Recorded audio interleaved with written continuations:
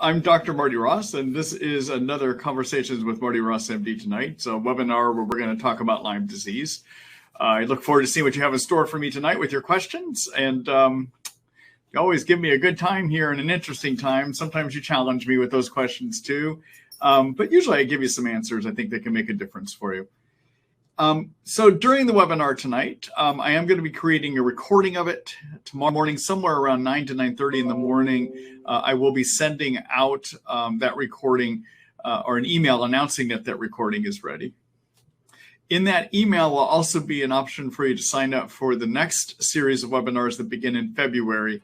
I am going to be taking next week off, so I'm going to be gone next week. So if you are getting benefit out of these webinars, I'd appreciate if you'd share the emails I send out about the recording and also any emails I send out announcing the sign up for these so that others can get benefit as well too. And I wish you would help me reach as many people as possible. During the webinar tonight, if you have a question, the way that I want you to do it is a little bit of a change here. In the chat box below, you have an option of either leaving a chat or a question. The way you leave the question is to click on the area that looks like a question mark. I'm trying to get everyone to put them into the question mark area from now on because it's getting hard for me to follow. People have been putting it in the chat option and some people have been putting in the question option. I just want them all to go into the question option, okay? And I know it's going to take a little bit of a change. I'm still trying to work with the vendor of my program to see if there's a way I can get rid of that, what looks like the chat option and just have it be the question mark option. But I haven't figured out a way to do that yet. So hopefully I can figure that out soon. During the webinar tonight, I will also be doing some screen shares. So to show you some of the information I have for you at my Lyme disease information site, which is called Treat Lyme by Marty Ross MD. And then finally, I see a lot of familiar names back here again. I'm glad to see that people keep returning because you're getting value out of it, I assume. And then for those of you that are new, I'm glad to see some new people here. And the way that you participate if you're new here is you can listen to the responses to the questions that I give. Another option is to write your question too. But again, hit the question mark area down below, not the chat box, but the question mark area, okay? All right. So without any further ado, let's go ahead and get started. All right. So, I forgot to mention too. So during the recorded version of the webinar, you'll be able to see the questions posted at the bottom of the screen. However, if you're in the live version, it'll show up at the bottom of the screen. If you're watching the recorded version, though, they don't show up. So I have to read the questions out loud, and that is what I'm going to do here. Okay. All right. First question is from Rich. Let's see. Hi, Rich. Let's see. Hi, Dr. Ross. In a previous webinar, you talked about mast cell activation syndrome and suggested taking Alginat Neuroprotect to help with it. I have been diagnosed with Lyme, Bartonella, and Babesia. I have an odd issue where my ears will turn red and get hot if I get stressed out. Have any of your other Lyme patients had this issue? And do you think it could be caused by mast cell activation syndrome? I'm also thinking that my ears could be caused by a form of autonomic nervous system dysfunction.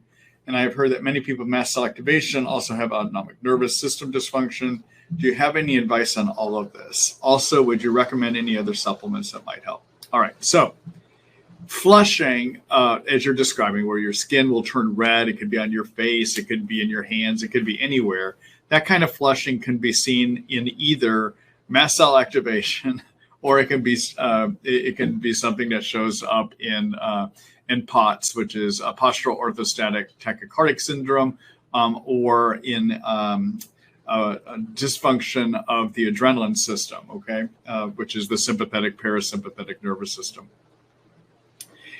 The way that you kind of tell which one it is by what other symptoms are going on. So if somebody has a mast cell activation, they're going to tend to have symptoms that suggest allergies of some kind, okay? Because mast cells are your allergy cells. They're a type of white blood cell that get turned on to release histamines.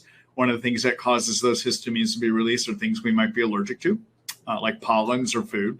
Other things that turn on those mast cells and mast cell activation is stress. Stress is one of the biggest things that turns the mast cells on and gets them to make their histamines and cause that whole reaction. And then finally, we know chronic infections, and we also know that mold toxicity can really turn on those mast cells to cause problems too. Okay, all right. So things that make you wonder about mast cells being activated would be runny, stuffy nose, asthma activation possibly, eczema type rashes, hives, and then some kind of reactivity maybe to food or to things in your environment. Those are kind of the things that make me wonder about mast cell activation, okay? If the only thing you're having is flushing and not any other symptoms that look like mast cell activation, then it's probably not mast cell activation, okay? Symptoms that make you think about having some kind of autonomic system dysfunction, which is the adrenaline, anti-adrenaline system, sometimes also seen with POTS, is that you'll have periods where you're going to get adrenaline rushes and then adrenaline drops. With adrenaline rushes, you're going to get headaches. You may have racing or skipping of the heart. You may even develop air hunger, periods of air hunger as well. And then when you get a decrease in adrenaline, you're going to have more racing of your heart. Sometimes you're going to have low blood pressure develop, so you might get faint and feel like you're going to fall over. Okay, so in terms of trying to determine which ones you might have both. You might have autonomic dysfunction, and you might have both mast cell activation. And the way you make a determination is, what do the symptoms tell you? Okay, all right. So those are some things to think about. Now, if it is true mast cell activation, one other thing that you could take beside that Neuroprotect is rich in something called luteolin. Luteolin is a mast cell stabilizer. The Neuroprotect also has some rutin in it to increase the luteolin absorption, and it also has a small amount of quercetin in it. In addition to that, I also use quercetin because there's not enough in the luteolin to really make a difference. And so quercetin is also a strong mast cell stabilizer, and I usually have people take it as 2 pills 3 times a day, 250 milligram pill, 2 pills 3 times a day. All right. I'm going to show you 2 articles that you can look at further about mast cell activation and also about POTS. Let me just do a quick screen share for you here.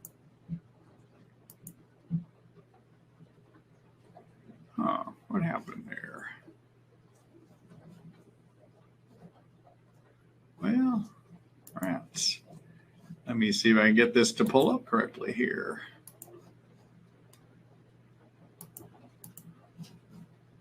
There we go. Okay.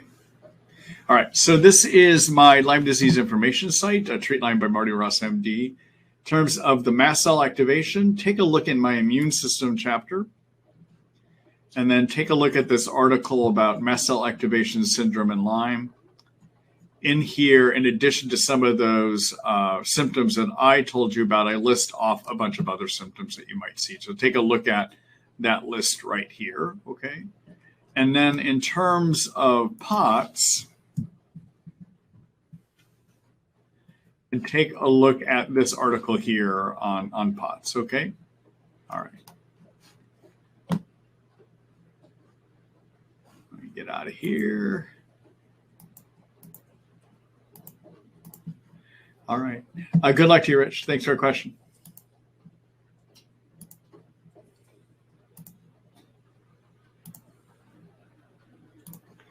Hello, Dave. Hello, doctor. I took curcumin and glutathione prior to taking both of my vaccine shots to avoid a cytokine storm. It worked. Only a slight sore arm with both shots. However, did taking these supplements diminish the efficacy of the vaccine since I'm stopping cytokines? Also, if I would have gotten a reaction in the form of a flare-up, does that happen normally within the first 1 to 2 days, or can it flare occur a week afterwards or at any time in the future? Thank you. All right, so what I have seen with people getting the COVID vaccine, and even my own experience getting the COVID vaccine, is that usually when you're going to have a COVID vaccine flare, it's going to be within the first day or 2. And that is because the immune system is triggering a cytokine release by white blood cells, okay? Now, there is such a strong cytokine release that even if you take actions to do a limited blockade of that cytokine storm or cytokine release or excessive cytokines that sometimes happen, your immune system is still getting turned on, okay? So I don't, at first during the pandemic, I shared your concern and I was advising people not to take their cytokine blockers during the vaccine. But as I've seen how this vaccine causes so much reactivity, I believe, and I do think that there's enough cytokines manufactured, even if you try to limit their manufacture, that people are adequately vaccinated. That's been what my experience is and what I'm seeing too. Okay. All right. Thanks for that question, Dave. Good luck to you.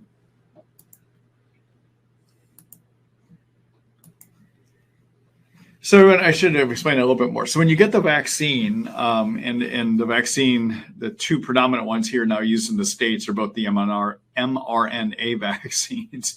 So you get this mRNA that is destroyed eventually. It's not reprogramming your cells or anything like that, like some of those conspiracy theorists will try to tell you.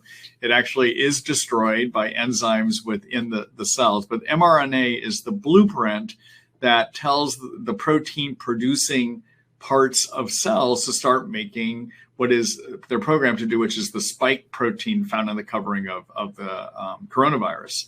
And that spike protein then gets manufactured, gets released, and that the immune system sees that and manufactures cytokines to turn on other parts of the immune system to start attacking. And that's to turn on the cells, so you get cellular immunity, but also to turn on the antibody producing cells, you develop antibodies, okay? And you need that signal from cytokines to get some of that reaction. But it seems that cytokine reaction is so strong that you could do a limited blockade of it, as people can with the curcumin and glutathione, and still get adequate vaccination status, okay? All right. Hello, Dave. Let's see. Thanks for doing this webinar. I also want to thank you for your great products that you sell through your website and the great customer service that you provide. Thank you. I appreciate that. And I also will share that. I have a team of people that helps me here. I have my receptionist that helps me here in the clinic is actually the customer service when people call in and write questions. She's the one that responds. And then I have a great team down in Austin, Texas, that is my shipping department down there. And they when I moved, it's a fulfillment center that I use down in Austin, and they're just great. I mean, I've been so impressed with the service I get out of them and their ability to get packages out quick. Now, I can't control what happens with U.S. Postal Service that we use for most of our things, but I can tell you when that order goes in down in Austin, it comes out fast because I've got a good team of people. I've been very impressed with them down there. So I'll share that with them, Dave. I appreciate that. Let's see. I have been diagnosed with Lyme and have chronic nasal congestion.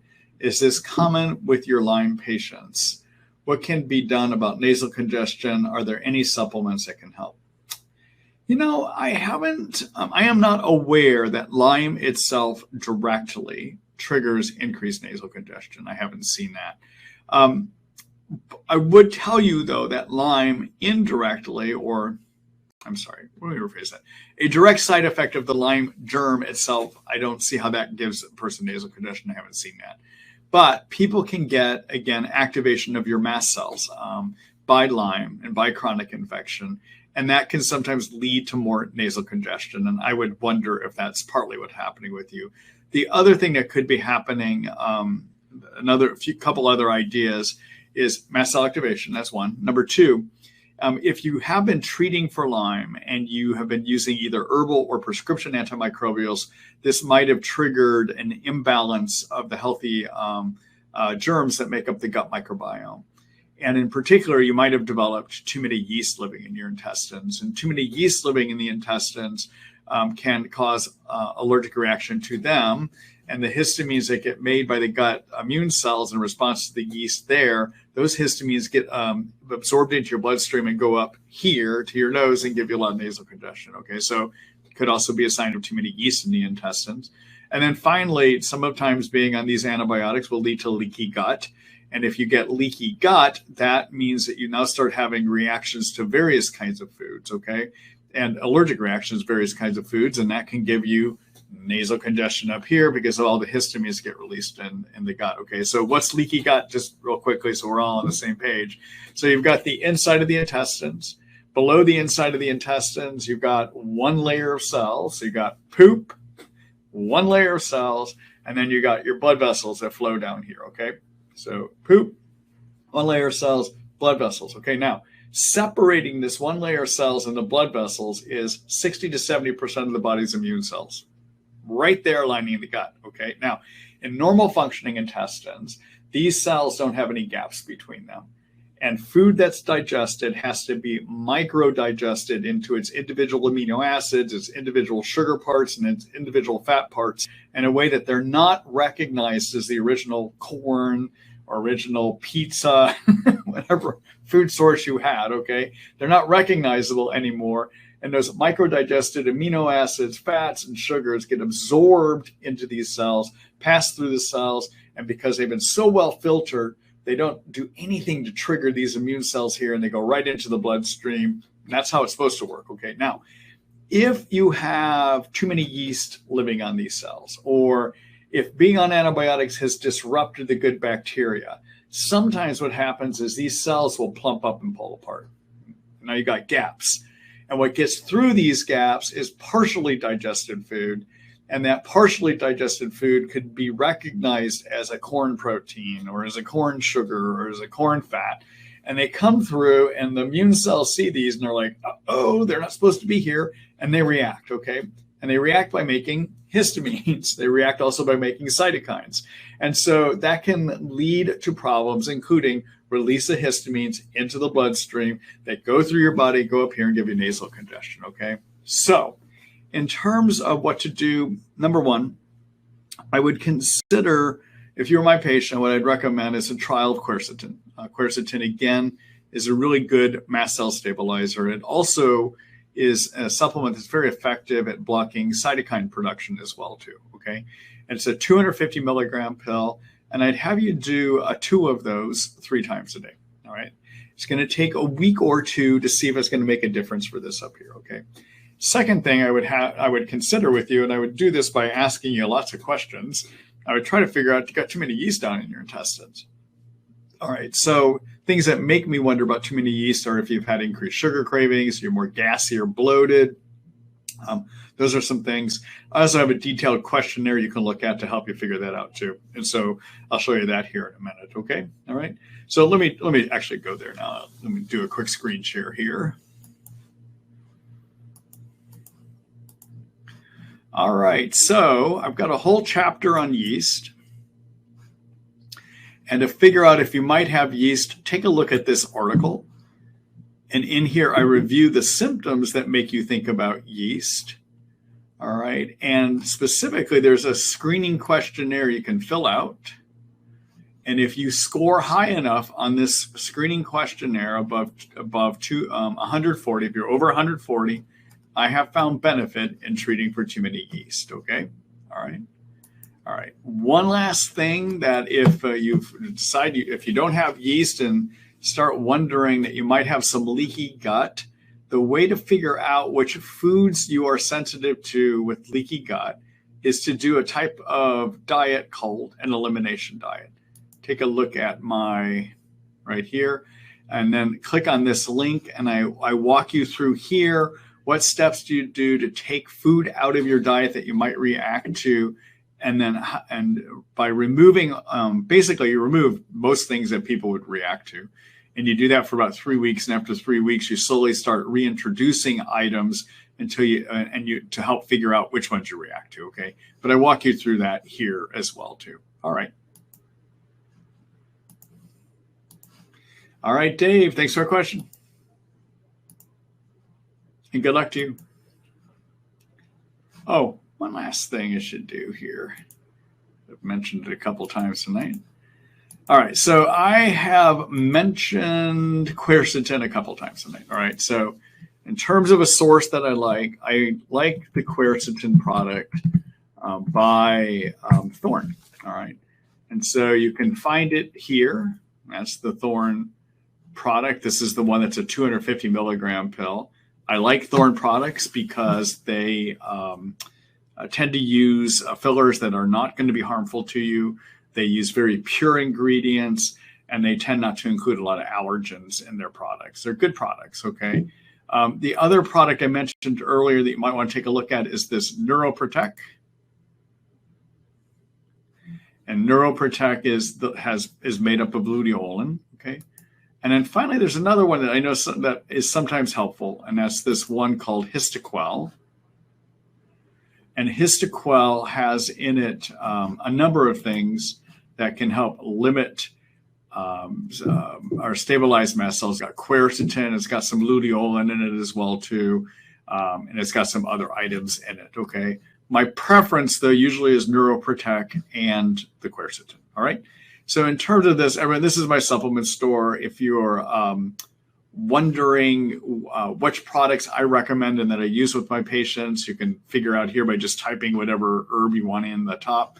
And anyone that wants to can order from here as well too. Okay. All right. And again, you heard earlier, it ships out of Austin, Texas. So it's usually pretty quick reaching about anywhere in the country. All right. Thanks for that question. All right. Let's see here. Hello, Jim. Hi, Dr. Ross. I realize supplements are a very individual thing, and some supplements work well for some and not for others. But are there some supplements you found to be helpful for a large percentage of chronic Lyme patients? Could you list a handful of supplements that you sell that you consider exceptional products that help a lot of chronic Lyme patients? Okay, so it depends on what you're trying to help. So first of all, let me kind of break things down. And this is things that you would see off of the Ross Lyme support protocol. Okay, so let me go to the Ross Lyme support protocol and I'll keep talking to you as I go through that. So take a look over here. Let's see. All right, so this is my Lyme protocol. Okay. And in here, I walk through the key steps for somebody to get well. All right. Number one, you want to get sleep. Okay. And in terms of so 7 to 9 hours of sleep. All right. So either be on a prescription medicine to do that, or you can do it herbally.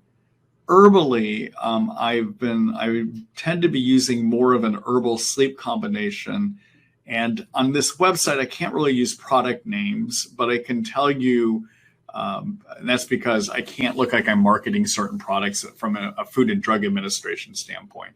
But I can tell you the herbal sleep combination I use in my practice is something by Karuna, which is called the Sleep Formula. And it has in it valerian, lemon balm, passion flower. It's got a number of other things in it too, but that's by Karuna. That's Karuna. That tends to be the sleep combination that I'm using. Okay.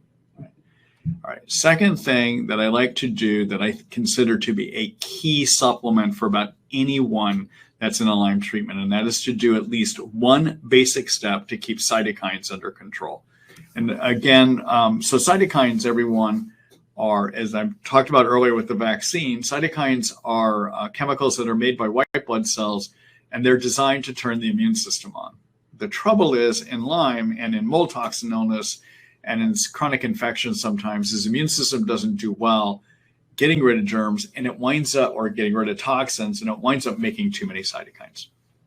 If you make too many cytokines, those cytokines give you most of the symptoms we call Lyme symptoms, okay? So excess cytokine symptoms give you brain fog, make you hurt all over, give you fatigue, disrupt how your hormonal systems work, and interfere with how the immune system works as well too, okay? All right, so I like lowering cytokines. And so the key supplement I like to do for that is I like using curcumin as a 500 milligram pill 3 times a day. And the curcumin product that I like to use in my practice is a product made by Thorne called Mariva 500. Okay, so if you're looking for sleep, I recommend the Sleep Formula by Karuna.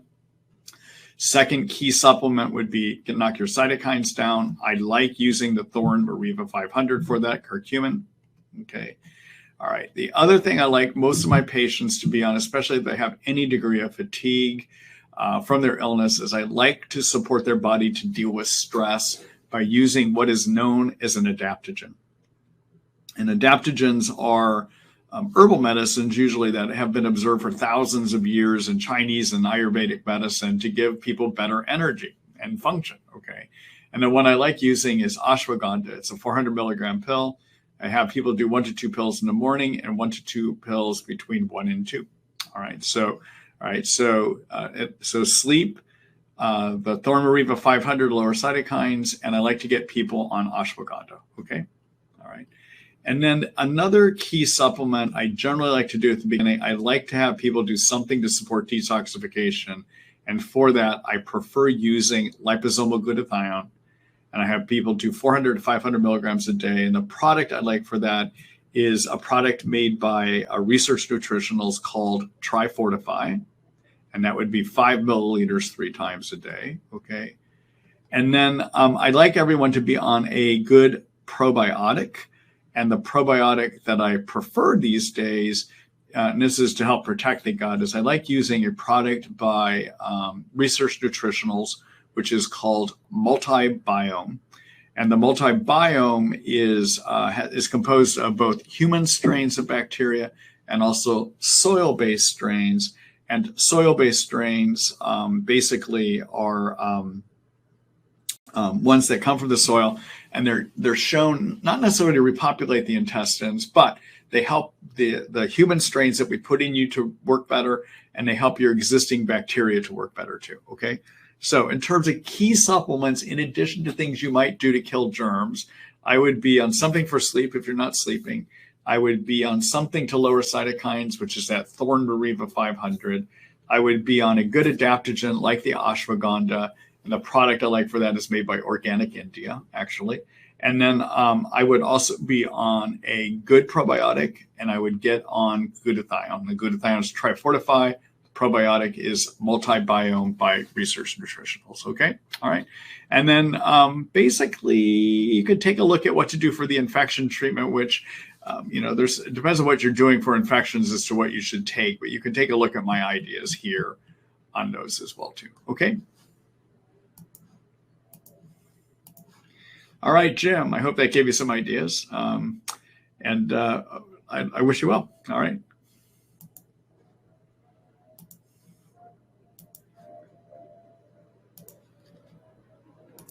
Hello, Alex. Hi, Dr. Ross. My wife, who had her second shot of Pfizer 2 weeks ago, has weekly IVIG infusions. Is it recommended for immunocompromised to get a booster 28 days after the second shot? My question is, since she is getting IVIG, should she get the booster in 28 days or wait until 5 months? Thank you. To be honest, I don't know. I'd have to go look that up. I have not had to confront that issue with the patient yet. So I don't know the answer to that off the top of my head, Alex. All right. See, you might, I wonder if CDC has some recommendations on that. I don't know off the top of my head, though. Okay. I'd have to look into it. Sorry about that, Alex.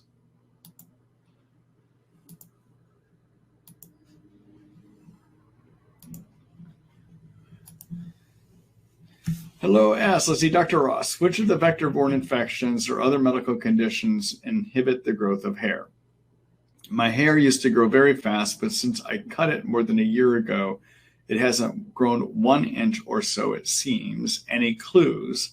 I have severe fatigue, migrating joint and muscle pain, blurry vision now and then, crawling sensations in the head. So S, a basic thing that people should do in terms of evaluating hair loss or possibly even hair not growing that well as baseline, anyone, whether they're have Lyme disease, don't have Lyme disease, we should always look to make sure that they have adequate iron to make hair. And the way you measure iron is blood test, but I wouldn't measure iron. I would measure the storage form of iron, which is called ferritin. And if somebody has a ferritin level that's less than 40, that's not useful for hair growth, okay? You need to be above 40, all right? Second thing I would do from a blood testing standpoint is I'd want to look at thyroid function by getting a TSH, which is the chemical made by the brain that talks to the thyroid down here and says, make thyroid, all right? And I would measure the 2 types of thyroid that are made by the thyroid gland. That's called T4 and T3. And to be thorough, I would also measure something called reverse T3. So there's sometimes the TSH, T4, and T3 will look normal, but if you have a high reverse T3, that means your tissues aren't converting enough T4 into T3. And that's a form of what we call peripheral hypothyroidism, which could result in hair loss as well, too. Okay. All right. All right. So I would at least do that kind of blood testing. And then in terms of other things to think of, people can have hair growth and hair loss issues if they've been doing binders that have charcoal in them. Charcoal can remove key minerals from your intestines or bind up key minerals in the intestines that are needed for hair growth. So if you're using things like toxin pull by Research Nutritionals, or if you're using GI detox by Biobotanical Research, those both have charcoal in them. Or if you're taking charcoal, if you're doing that as your binder. Sometimes what I'm starting to have people do more and more to avoid getting into the hair loss issues with that is I'll have people do core minerals. And I like using a product by Research Nutritionals, and I'll wind up using at least 2 core minerals a day. I think I'm using 2. Yeah, we'll look at the directions here in a minute. 2, I think it's just 2 one time a day, but I'm having a blank moment here. It happens every now and then. We'll look at that product together here in a minute. But I usually have them start replacing core minerals as well too. Okay, then finally, another factor that's involved in hair loss is, yes, sometimes the infections can do that. And the 2 that seem to have some relatedness to hair loss can be Bartonella and can be Babesia. Okay, all right. So get basic blood testing with a TSH and ferritin. If you're doing anything that has charcoal in it, start taking some core minerals to support your hair growth. And then consider that, yes, this is something that can happen with a Babesia and with Bartonella as well too. Okay, all right. Let me do a quick screen share here for you. Yes.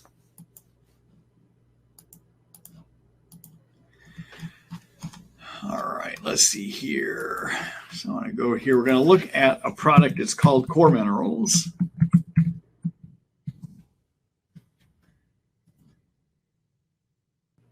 All right, so this is the Research Nutritionals product, and I'm just looking at what's in here. Yeah, what I would do with this is actually 2 pills 2 times a day. Okay, in terms of as I look at what's in here and how much I would want a person to get in them, I would do 2 pills 2 times a day on this product. Okay, all right.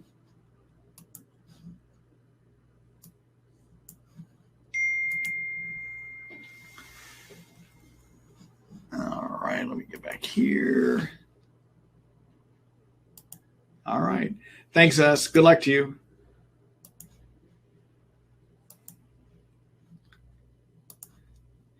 Hello, Dominic. Let's see. Hi, Dr. Ross. I recently tested via DNA connections for Lyme and co-infections. This is the only lab my doctor uses. However, I know you are not a fan of them. No, I'm not. The reason I'm not a fan of them is they just haven't validated the accuracy of their studies. They have a test that they say does something, but they've never proven it is accurate. And especially when it comes to co-infections, I don't trust them. I've had a lot of people that came to see me because their other doctors ordered the DNA connections, and the DNA connection says they have Bartonella or Babesia, but when you sit and talk to them, they have no symptoms suggesting either of those co-infections. So I just don't think it's a reliable lab, unfortunately. Anyhow, let me see. I tested positive for Borrelia burgdorferi, Babesia decani, Bartonella bacilliformis, Bartonella henselae, and Borrelia recurrentis. I looked up Bartonella bacilliformis, and it's found in 3 countries in South America, which I have never traveled to. How likely is that these may be false positives? As I said, I would not trust any result that comes out of DNA connections. I wouldn't trust them at all. So there's a high probability as far as I'm concerned. Okay? All right. Good luck to you, Dominic.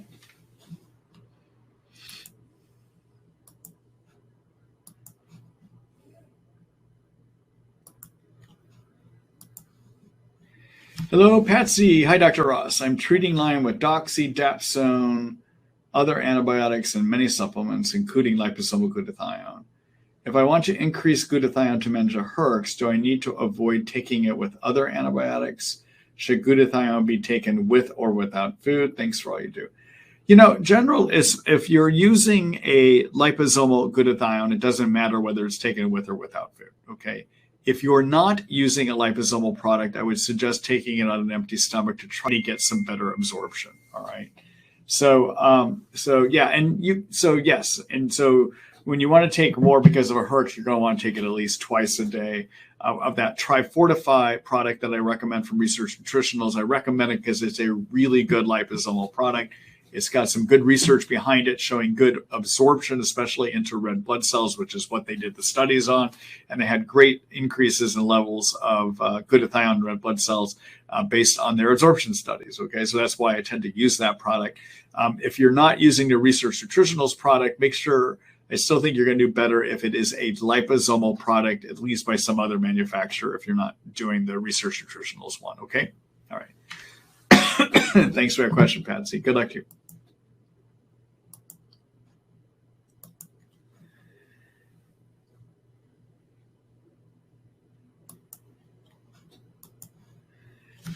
Oh, hold on here a minute, everyone.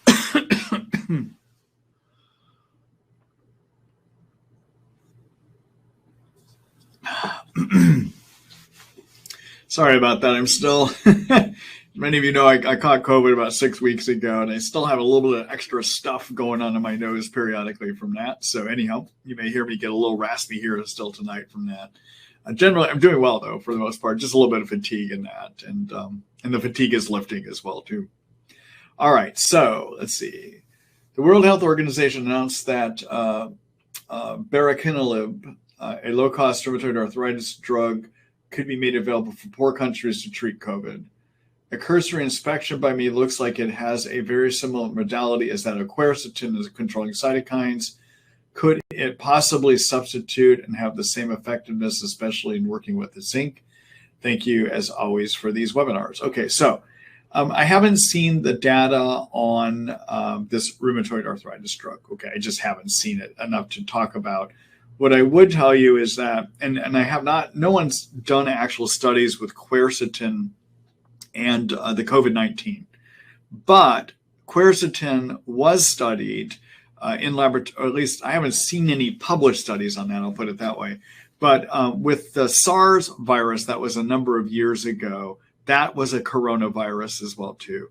And at that time, there were studies done looking at quercetin, and those studies with quercetin shown that quercetin combined with zinc would lead to decreased replication of the germ, okay? So one of the reasons to use quercetin and zinc is to possibly decrease viral replication. The reason I'm saying possibly is no one's done the studies on COVID-19 for sure, but because it's a coronavirus, we wonder, okay? So how do quercetin and zinc work? Well, quercetin is what is known as a zinc ionophore. It helps carry and allow zinc to get to the inside of cells where coronavirus is, all right? And then what the zinc does is it interferes with one of the enzymes that's used in replication, all right? The other advantage of quercetin is that quercetin also limits cytokine production, okay? And I don't think this rheumatoid arthritis drug that you indicated here, it has anything to do with replication, okay? So quercetin, in theory, and I'm saying in theory, may give you some advantages over that one, okay? All right. Thanks for that question, Robert.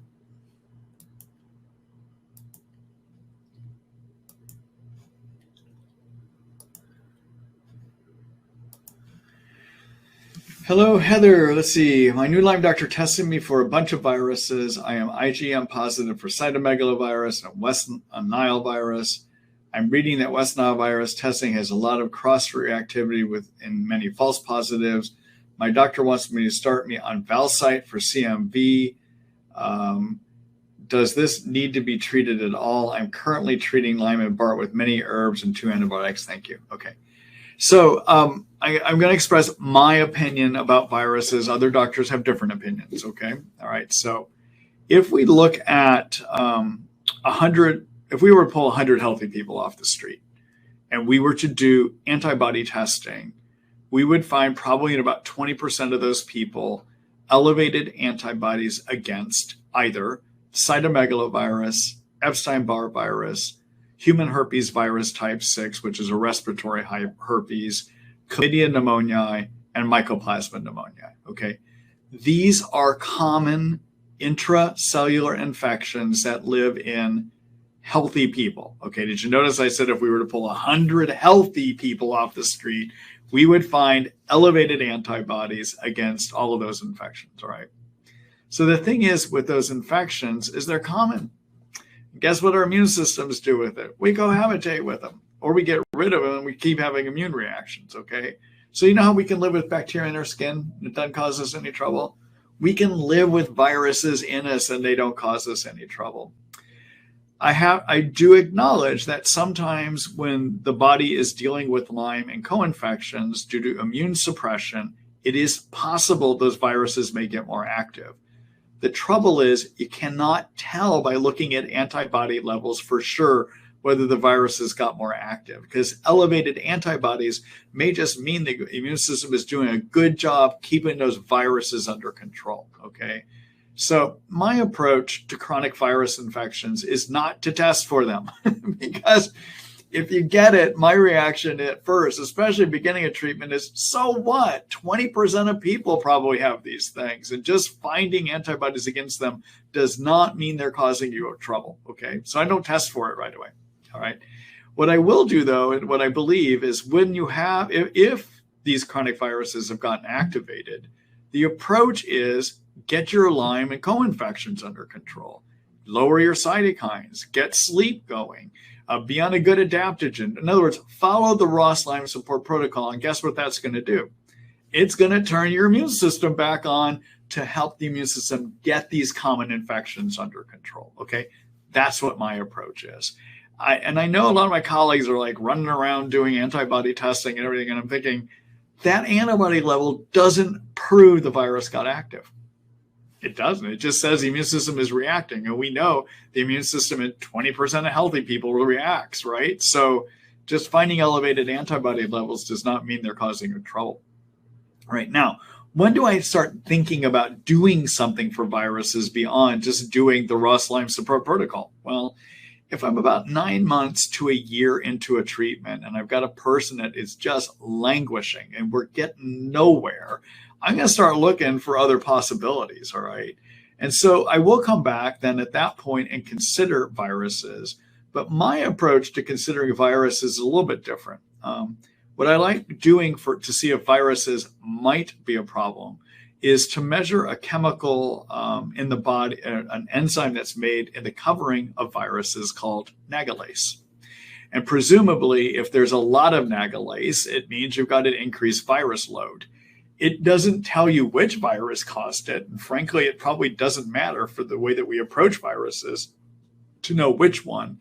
But what the role of nagalase is, the reason viruses make nagalase is used to break a sugar group off of a chemical called GC macrophage activating factor, or GCMAF, all right? Macrophages are a type of white blood cell that fight viruses. And what these viruses want to do is make sure they don't get activated, okay? So they break the sugar group off of this macrophage activating factor so that it can't turn on macrophages. So if you've got a lot of nagalase in you, high levels of it, it probably means you've got activated chronic viral infections, okay? Now, I don't believe in using the Valcyte that your doctor is using here because it's not necessarily made to treat CMV, all right? My approach, if I decide to treat for chronic viruses, is to put people on things that are universally antiviral. So one of those is olive leaf extract. And I would have a person start at 500 milligrams 3 times a day, and then I would have them over time work up to 1,500 milligrams 3 times a day. I also like to have people get on reishi mushrooms, 400 milligrams 3 times a day, because those mushrooms are shown to turn on the antiviral part of the immune system.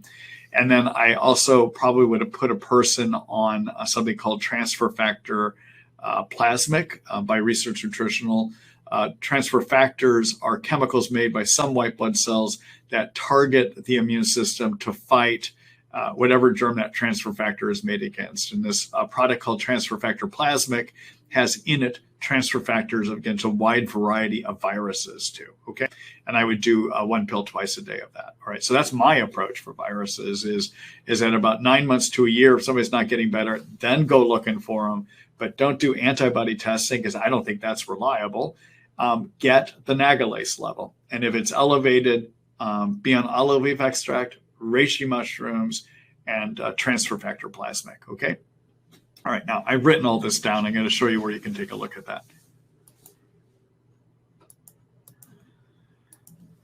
All right. So take a look at my online Lyme guide and take a look at, let's take a look at the how to diagnose here. You can find this two ways. You can either go to my how to diagnose section here, or you can go to the how do you treat it section. But there's an article I've written called When and How to Treat Chronic Viruses in Lyme. Okay. And it's basically everything I just told you. Okay. We got a video from a few years ago when I was over in a different part of Seattle, and I talk about nagalase testing here. And then down here, I talk about olive leaf, reishi, and transfer factor plasmic, and something I'll call monolaurin as well, too. Okay? All right.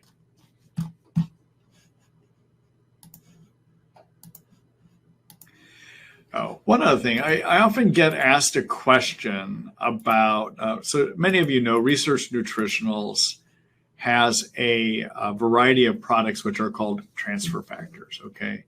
If you ever wonder what each of these transfer factor products do, which germs do they target, you could take a look at my article called Transfer Factors Turn on the Army. It explains how transfer factors work. And then down here, I have a list of what is targeted with each of the transfer factor products by Research Nutritionals, okay?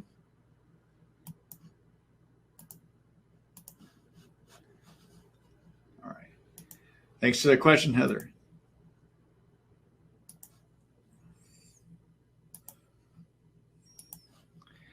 Hello, Lisa. Hi, Dr. Ross. After antibiotic treatment for Lyme, Barton, Babesia 7 years ago, I still have occasional sound sensitivity. Could this be indicative of continued BART infection or something else? How would that be determined and what treatment would be effective? Okay, so let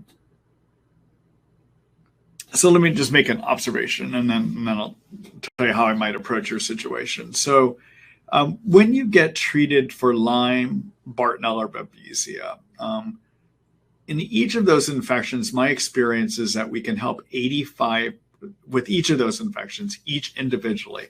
There's an 85% chance that you can get improvements by being on the antibiotics or being on herbal antibiotics, okay? In the case of Lyme, those improvements can be up to 100%, but sometimes people are left with some permanent injury. That same thing can be said for both Bartonella and Babesia, although I find generally when we get people over those infections, they're not left with any ongoing damage from them. That's what I generally find, okay? But the issue I'm trying to raise here is that you may be over these infections, but the infections may have caused some injury that still remains, okay? All right. Now, how do you figure out if you still have the infections active? Well, there's not a decent blood test we can do. And in fact, there's not a blood test we can do that says we're done. Now I know you guys have heard me here many times before. I know that, you know, physicians, we don't like to think sometimes. We want a test to tell us what to do. That's an indictment of many of my colleagues, all right? So a lot of Lyme doctors these days are running around doing repeat Lyme testing, trying to think about whether they're getting somewhere, okay? And I keep asking them, why? Where's the proof that repeat testing actually proves the germ is in you or out of you, okay? So let me give you an example of what I mean by that, all right? So one of the tests we can do to see if you have Lyme is the immunoblot, which is an antibody reaction test, all right? All right, now, once you make antibodies, they may remain, okay? They're the memory of the immune system in many situations, okay? So some of my colleagues will repeat those antibody tests, and if it looks like it's stronger, they take it as a sign that the germ must still be there, all right? If those antibodies have gone away, they'll take it as a sign that the germ is gone, all right? And let me tell you the flip side of that, all right? Perhaps those antibodies are increased because the immune system is doing such a great job policing the environment that it has made more antibodies and those germs are all gone, all right? And one of the reasons people may not have antibodies is not because the germ is gone. It may be that their immune system is being suppressed because the germs are having a wild party and just having a good time in you. All right. All right. So what I want to say, and I could go through every test and to say, except for one test, I'll talk about one test that may give you a sign, but generally the testing we have does not tell us if a germ is still active. All right. The only test that may indicate a germ is still active would be a PCR test, which is a test for the DNA of either Bartonella, Babesia, or Lyme. The trouble is the germ has to swim by the needle when you have these infections, and we know that doesn't happen readily. So for instance, a PCR will only be positive 30% of the time that somebody has Lyme. All right. So if you get a PCR test and it is positive, yeah, you probably still have that infection in you.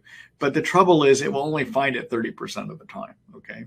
So the way that my approach is in trying to determine if somebody's germ has gotten active is I like to ask what symptoms did they have at the beginning before we started treating that indicated they had Bartonella, or that they had Babesia, or that they had Lyme, okay? So for instance, some people with Bartonella have a lot of pain on the soles of the feet and severe anxiety. And generally, when the germ is still active, those symptoms will come back again, okay? And some people with Babesia have a lot of symptoms, including repeat deja vu experiences frequently and air hunger, okay? And often that means that when their Babesia gets active, those symptoms are going to be back as well too. Okay, so you got to look at what the symptoms tell you. Okay, and then finally, for this increased sound sensitivity, it could be due to nerve injury. So let's say, you know your history, and you know, boy, I don't have enough symptoms telling me Bartonella and Babesia are active. So one of the other things it could be is you just got nerve injury from having had these germs. And so what I would do in a situation like this with my patients, if I determine clinically based on their story that I don't think is Bartonella or Babesia or Lyme that's back, then what I'm going to do is I'm going to start trying to do some repair work, all right? And to repair nerve injury, there are used to be two things I would do. There's now three things I might think about doing, okay? Number one, I'd like to get people on glutathione. So glutathione is the master reparative antioxidant that fixes cell damage, including nerve cell damage. The trouble is if a nerve has been injured, sometimes it will empty out its glutathione gas tank trying to get rid of, trying to heal itself, okay? So you need to put more glutathione in, all right? So the Tri-Fortify product is what I like, 1 teaspoon, 1 time a day, all right? That's 400 to 500 milligrams. Second thing I like to do is I like to repair the damaged covering of the nerves and the damaged covering of the cell energy factories found in those nerves called mitochondria. And what I like to use for that is a product made by Research Nutritionals that includes all these phospholipid fats that make up the injured covering. And that's a product called ATP 360. And I like doing 3 pills 1 time a day. The only time you should not use an ATP 360 is if you're in the middle of a Babesia treatment that includes atovaquone. Then you would want to use something called NT factor, 2 pills 3 times a day. The reason you wouldn't do an ATP 360 is it has coenzyme Q10 in it, okay? All right. And that interferes with atovaquone. All right. So 2 things. Number 1, glutathione. Number 2, phospholipid repair with ATP 360, okay? And then more recently, within the last few months, I've started working with a type of peptide therapy called BPC 157, all right, body promoting compound 157, all right. So BPC 157 is a peptide that is made naturally in our stomachs, all right. So let's talk about what peptides are and proteins, okay. So a protein is made up of amino acids, and a protein has at least 30 or more amino acids. That's what makes it a protein, all right. Peptides are under 30 amino acids, all right? So you can call them mini proteins if you want to. And there's a bunch of naturally occurring peptides in our body, and they do different things. So this BPC 157 is known to heal leaky gut, all right? It does tissue repair. But we observe that it actually repairs other tissues. It can repair nerve injury. It can repair muscle and joint injury. At least it appears that it can, or it supports the repair. Probably it's better to say it supports the repair of those, okay? All right? All right. And so I've been, the other thing it does is it helps rebalance the immune system as well, too. So I've been using since the ILADS conference where I went to a seminar there on peptide therapy back in October. I've added in some. And one of the ones I've added in is this BPC 157. And one of the big things I'm seeing is my patients are coming back in and I'm seeing a lot of improvements in their joint pains and joint injuries. I'm also seeing improvements in their neuropathies as well, too. So these days, my nerve repair formula would include probably doing one BPC 157 twice a day, okay? And that's a product made by Integrated Peptides. Again, it supports the repair of tissues. It supports healthy immune system. And again, what I'm seeing in my practice is improvements, okay? All right. And so that's made by a company called Integrated Peptides, and you can find that at my supplement store, okay? All right. Good luck to you.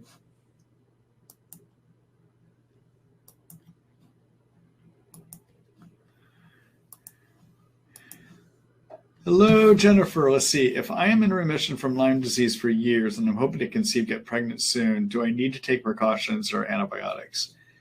Jennifer, that's $1 million question. And this is something I think you should talk to your doctor about. Okay. But let me tell you what I know. All right. So we know that based on a database, a pregnancy registry. So this wasn't a formalized research project, okay? But back in the late 80s, early 90s, out in Connecticut, I believe, there was a registry maintained of women that had Lyme that got pregnant. And they were information was collected about them and their babies, about whether they used antibiotics, didn't use antibiotics, et cetera, okay? And that registry showed that people that were not on antibiotics during pregnancy that had Lyme, about 50% of the time they would transmit to their baby, all right? If they were on an antibiotic during pregnancy, that transmission rate went to 0%, okay? Now, the registry never formally published its data. This information about this registry was communicated to us by Dr. Burrascano and some of his guidelines. And there's been some limited scientific information that Lyme can be transmitted, but no one's ever done a formal research on it, okay? Now, the trouble with the data registry information is I have not been able to go back and look at that data. And so I cannot tell you whether the data was collected on people that had active Lyme or people that were in remission. Okay. Now, I bet it was people that had active Lyme. Okay. The remission question is if Lyme is in you and you're not symptomatic, can you transmit? And the answer is probably, I think it's a small chance that you can. Okay. Now, I'm going to go one step further, though. So there was a discussion probably about a year ago on the ILADS Lyme board among many doctors trying to figure out how do we know or when is somebody cured, okay? And the discussion started centering around length of time. So there was a general consensus among those of us that have treated Lyme for years and knowing that we sometimes have people relapse, et cetera, that if you are a person that treated Lyme and it has been in remission for at least 2 years, there's a very strong chance that you're cured, okay? That it's not even in you anymore. So what I would say to you, if you were my patient and you said you hadn't been symptomatic for 2 years and you'd been treated and didn't look like it had returned, I would counsel you, but you should talk to your own doctors about this, okay? I would counsel you that probably it's cured, you don't need to take anything, okay? Then if you're not so sure about that, then you might talk to your doctors and say, hey, I just want to be careful. I want to be on an antibiotic. But you need to talk with them about that. Okay. But probably if you haven't had symptoms for about 2 years, I don't think you need to do anything. And I think even in the studies that were in that pregnancy registry, probably because it was a pregnancy registry for people with Lyme, they were probably all symptomatic. Okay. Which might suggest that if you don't have symptoms, maybe you don't transmit. But no one's done the studies to be sure, okay?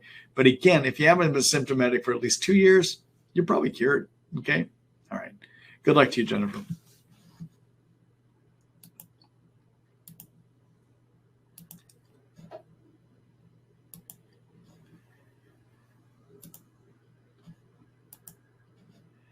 Hello, Teddy. Let's see. Do you have any suggestions for me? I was recently diagnosed with sensory peripheral neuropathy. Aha. Teddy, so I kind of answered your question earlier. So again, I would look at glutathione. I would look at doing the ATP 360. I would probably get started on the BPC 157. But as always, talk to your doctors to make sure that that's something appropriate for you too. Okay? All right. Good luck to you, Teddy.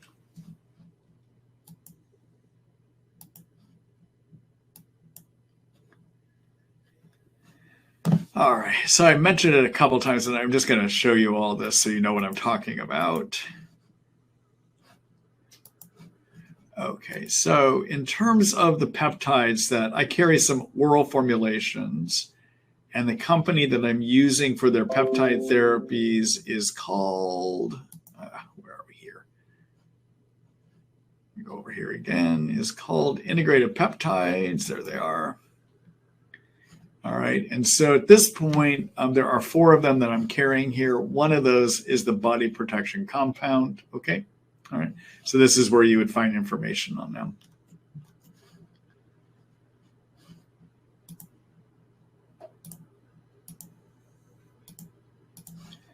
All right, let's see here. Hello, James. Let's see. Hi, Dr. Ross. Thanks for everything you do for your community, for our community. You're welcome. Let's see. Sorry my question is long. Please bear with me.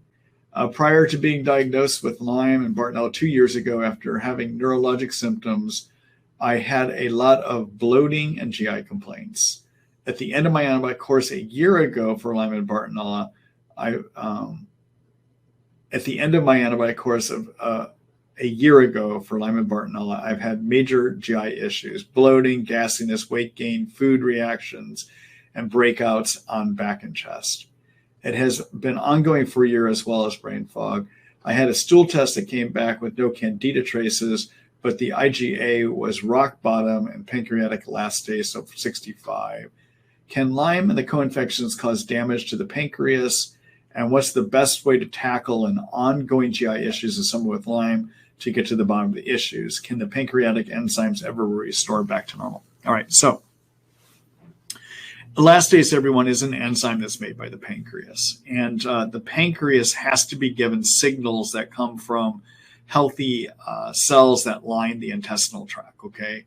And if the intestinal tract is dealing with dysbiosis and imbalance of good bacteria, sometimes that results in those cells that line the intestines not sending the signals to the pancreas to make enough digestive enzymes, including the elastase, all right? So the treatment, James, is to get your dysbiosis, your imbalance of good bacteria and yeast back under control. Okay, now, I do not do stool testing for yeast. It is not reliable. What you want to know from, because what the issue is, isn't if you have yeast in your intestines.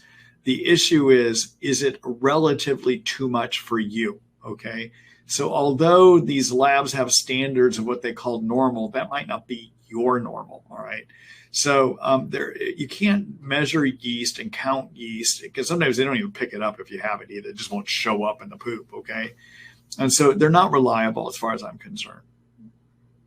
So generally, if I've got somebody's situation like you're in, and they have a lot of gassiness, bloating, pimples, and acne, so pimples and acne breaking out like that, well, actually, let me go through common yeast symptoms. Okay, so common yeast symptoms are ongoing gassiness and bloating, especially after having been on antibiotics, sugar cravings, feeling worse with sugar, and then sometimes difficulty swallowing. You can feel like things get caught up in your food pipe. If you're a woman, you can have vaginal itching, vaginal discharge. And then finally, one of the hallmark signs is having too many pimples and acne. All right, so what do those have to do with yeast? Well, if you have too many yeast in your intestines, they manufacture and release toxins, and those toxins get absorbed into the bloodstream. And people that have a genetic predisposition for having too many, a genetic predisposition, will eventually interact with these toxins and get pimples and acne. Okay, so pimples and acne are a strong indicator to me, especially after somebody's been on antibiotic therapy, whether it's herbal or prescription, that you might have too many yeast in your intestines. All right. So if you were my patient, I had a patient showed up like this, I wouldn't have done stool testing. I would have just gone ahead and put them on something to kill yeast. And my favorite approach for treating intestinal yeast is nystatin coupled with diflucan along with probiotics for about a month. It takes about 3 weeks to a month. Sometimes you have to go 2 months to clear them out, okay? Now, if I do that for 1 or 2 months and a person is not getting better, then I want to take an additional step.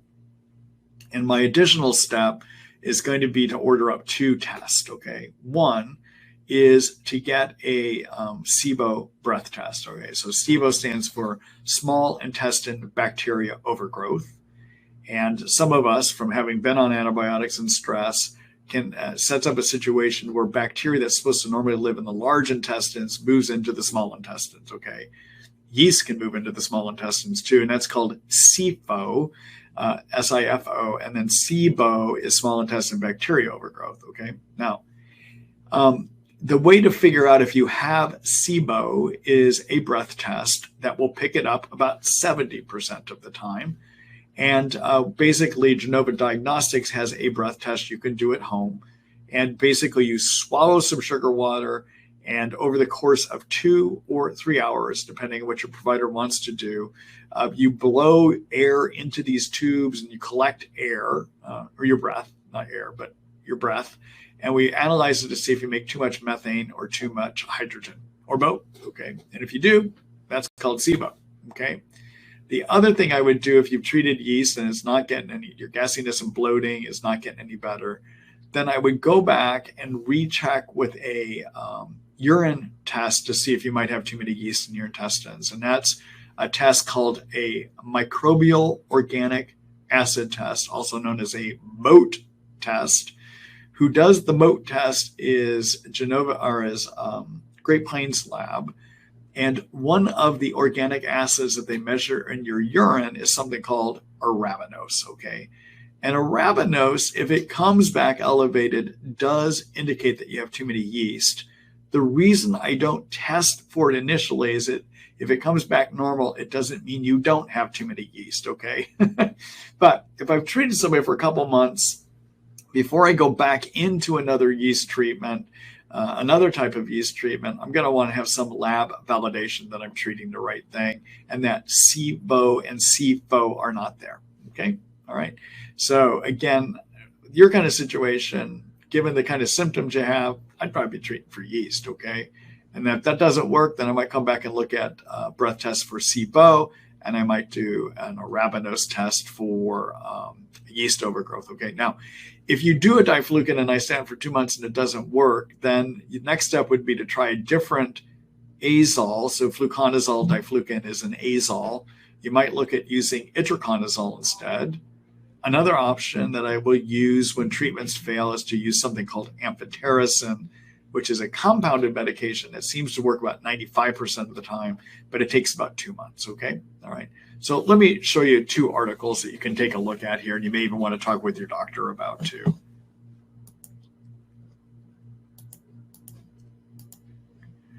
All right, so take a look. Again, I showed this to you earlier, but take a look at my yeast chapter here. Take a look at this article to figure out if you have too many yeast, all right? And then this is the article you would look at about how do you treat, and I give you alternatives, including that amphotericin B here, okay? All right.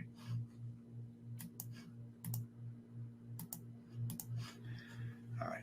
Thanks for that question, James, and good luck to you. Oh, James, in that question, I have to go back and relook at my article about how to diagnose, to put some information in about SIBO and arabinose testing. It's one of those things I need to add. I've been thinking about it for a bit, but that may be an update that I release based on this video clip here. But anyhow, you won't find the arabinose information and the SIBO testing information in there right now, but it is something I need to add to that article. Okay. All right. Good luck to you.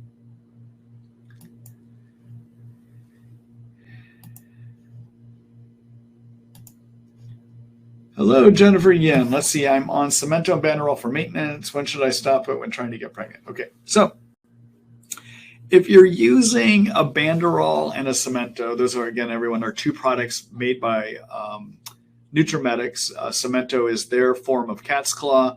Banderol is Otoba bark extract. So in terms of herbal medications, problem is with most of them, we have no safety information about pregnancy on them. Okay, especially these, we just don't know. So the thing that I usually suggest people do is you can stay on any herbal medicines you want until you miss your first period. All right. Once you miss the first period, you have about 2 weeks to stop these things. All right. And the reason you have about 2 weeks is that's around the time you're probably going to start getting into blood flow reaching and establishing itself to the growing fetus. Before that, there isn't adequate blood flow going to the fetus yet. So you're still okay being on these things until about 2 weeks after your first missed period. Okay. All right. Good luck to you, Jennifer. Jennifer, but again, I'm not your OB, and I don't assume a liability for obstetrics questions. That's something you should talk to your obstetrician about as well, too. Okay. All right.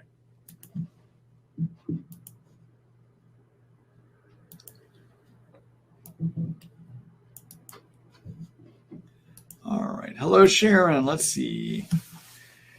IGeneX, November 2020, IFA 40, IgM.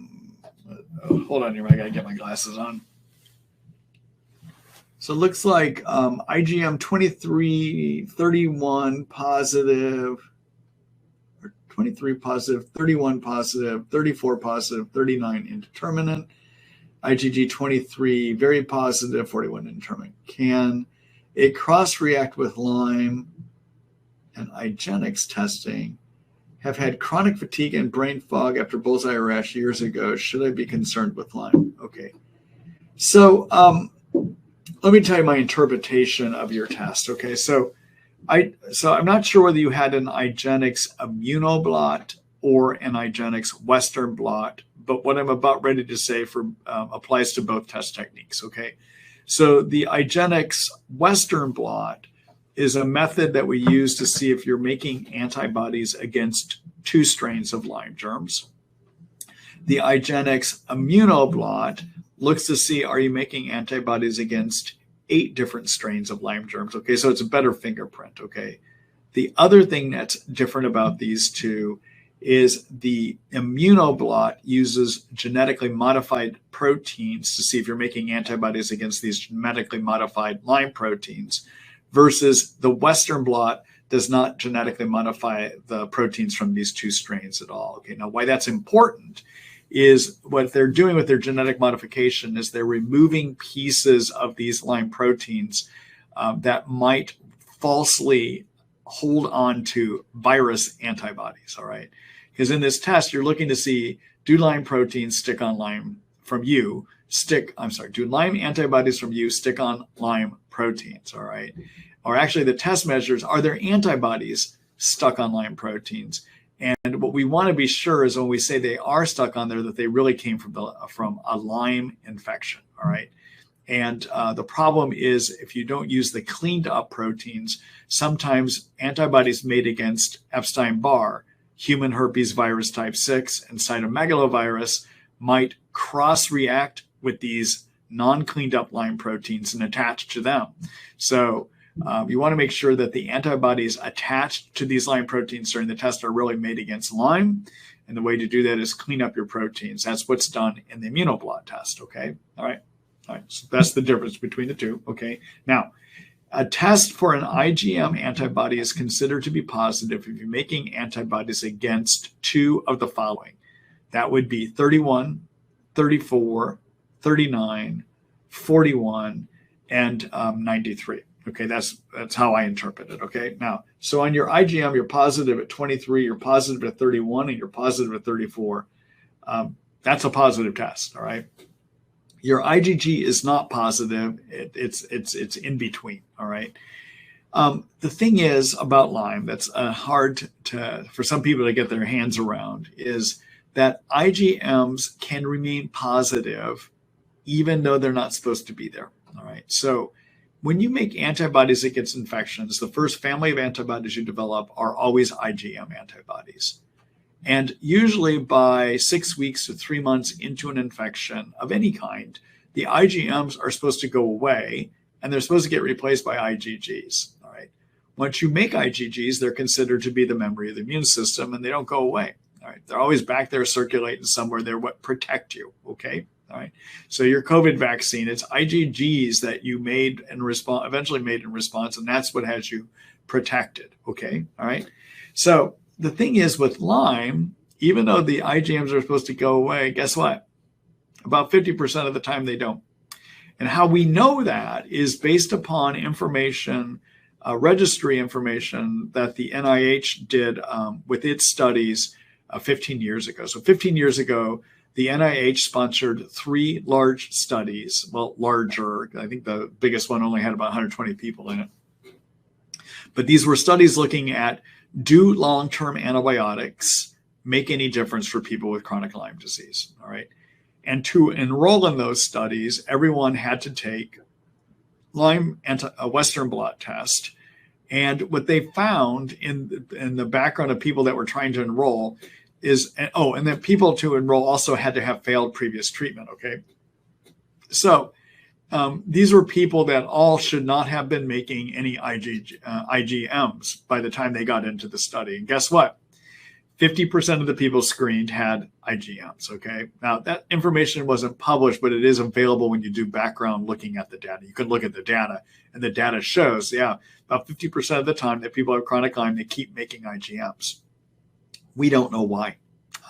We don't have a solidly good explanation. There's theories behind it, but the truth is we don't know why it happens other than it does happen, okay? Now, infectious disease doctors, because they don't know about this information or they ignore it because they like to ignore things, they would call that a false positive. If your IgM was positive this far down the road and you've been sick for a long period of time, you shouldn't be making them. They would just assume it's a false positive test.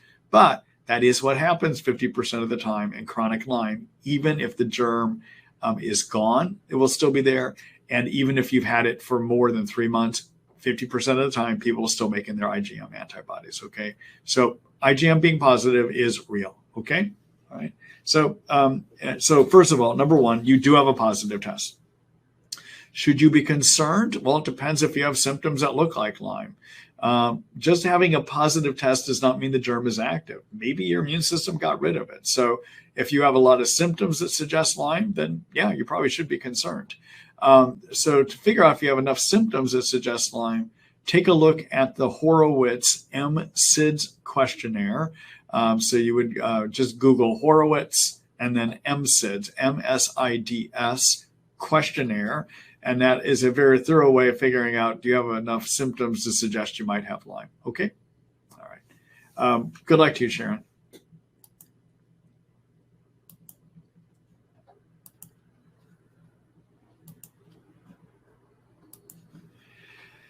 Hello, Pikea. Let's see. I had a tick bite 7 months ago, June 25th, and started antibiotics 5 weeks after the infection. But doxy gave me an allergic reaction, and I tried multiple times. Same with minocycline. I did finish rifampin and eventually stayed on the herbs, cryptolepis, cat's claw, knotweed, and sweet wormwood, and peptides. Okay. All right. So there's a second part here. Okay. Here's your second part. Let me go back here. All right. So questions. 1, what tests are there to know where we are on the disease progression?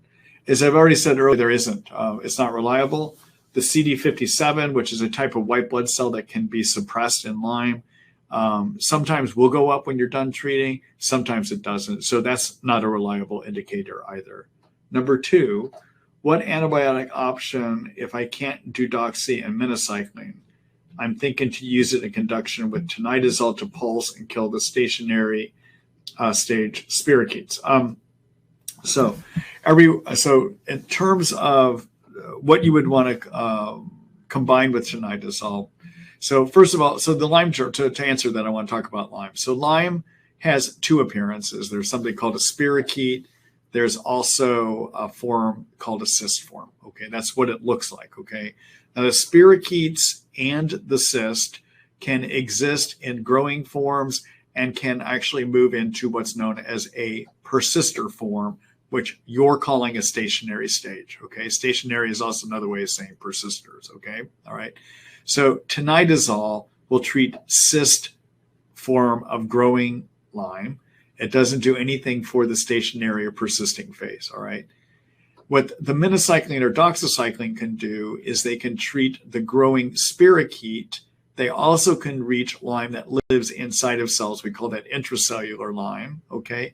So an optional alternative to them would be to use the macrolides, either Biaxin, which is clarithromycin, or azithromycin, Zithromax. Okay, either one of those could be a substitute, and you could combine those with tinidazole. For Lyme, clarithromycin is considered to be stronger, so clarithromycin Biaxin, and that's 500 milligrams twice a day. Okay, now in terms of pulsing, does pulsing get rid of the stationary phase spirochetes? In a laboratory test, laboratory studies that were done at Northeastern University about maybe 7 years ago now by Dr. Kim Lewis and his lab, it does look like if you use antibiotics until you cause stationary phase, then you stop them until the germ wakes back up again, and then you do that again, and you pulse them that way 4 times, you can wipe out the germs. Okay, so in a laboratory setting, pulsing worked. Okay. What I will tell you clinically, it doesn't work. So if you're going to do like a clarithromycin, Zithromax along with tinidazole, what I would do with a situation like that with my patients is I would have them also take something that would actually target stationary or persister forms. Okay. And that is what I like using is liposomal cinnamon, clove, and oregano oil. And that's 1 capsule twice a day. We know from experimentation done at Johns Hopkins University that can be an effective treatment for persisters. Okay, all right.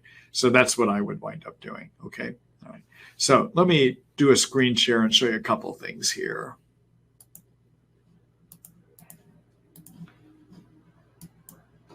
Okay, so I did recently rewrite my Lyme disease antibiotic guide to include information about persisters, and so take a look here. You'll see the whole article here where I talk about the different forms, where Lyme lives, and what you should do to address these different things. Okay, so it's all right here. Okay, and includes information on the liposomal cinnamon clove.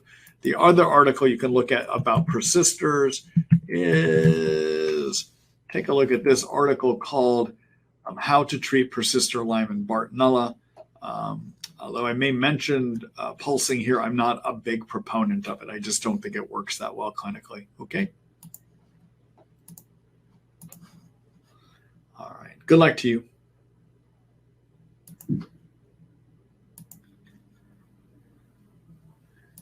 My goodness, we're at 5:24 here. How did we get here already? I thought I haven't been paying attention to the time. It's just flown by. We're nearing the end, people. Let me go ahead and try to keep going here a little bit longer. Hello, Mary. Hi, Dr. Ross, and thanks again for answering our questions. You're welcome. Let's see. I have Lyme, Babesia, and Bartonella. I also have MTHFR. And you're homozygous. And see, I eat a diet rich in folate, B12. Oh, I see. MTHR A129HC. So I looked at that like, that number's not right, but it's A129HC, everyone. Let's see. I eat diet rich in folate, B12, and take a methylated multivitamin. I use infrared sauna and take glutathione. My homocysteine levels are normal. Could I still have a problem with detoxification? So if so first of all, the issue with MTHFR is when we do the testing for MTHFR, we're looking to see, do you have a genetic abnormality?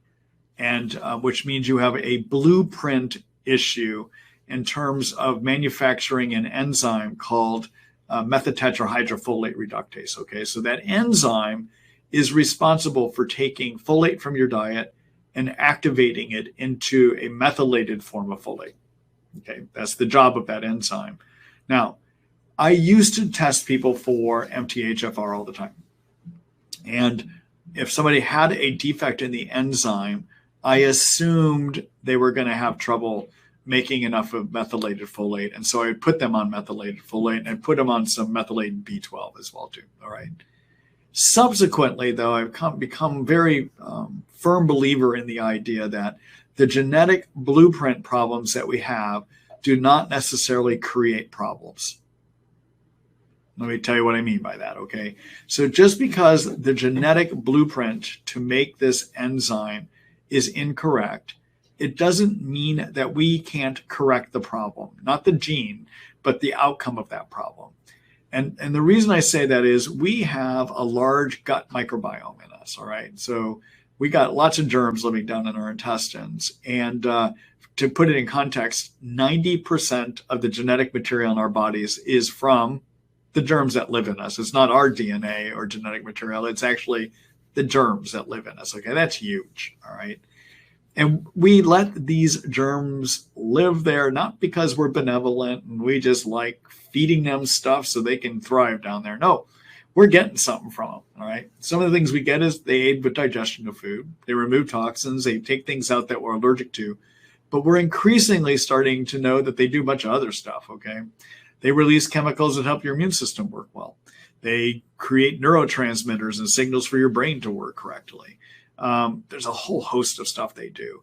And maybe they create the things that we're missing. So if we don't make enough methylated folate ourselves, maybe the bacteria in our gut do that, okay? So for that purpose, what I like to do is I like to get my patients off of their methylated folate. And a few months, maybe 1 or 2 months after they're off of it, I like to check a homocysteine level. And if the homocysteine is normal, I don't like to methylate them. I don't think they need it, okay? And so in that situation, I don't necessarily think you need to do anything to correct the methylation. Now, if you are in the middle of a Lyme treatment, I do think it's still useful to support detoxification in general. And that is because I think Lyme creates a lot of toxins, which may over time deplete your glutathione stores. So I often will suggest people actually get on glutathione so that they keep themselves full of it. In a good way, that is, but that they have enough glutathione in them to help their tissues repair and to help nerves function and to lower cytokines, basically. Okay? All right. Thanks for that question, Mary. Appreciate it.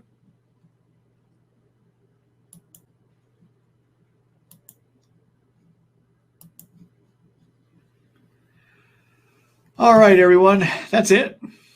Been good being with you here again tonight. Again, I'm off next week, at least not doing the webinar. I'm not going to be around to do that. But I will be here in February again. And I hope tomorrow morning when I send you the email that you'll take the opportunity to sign up for the next series of webinars, okay?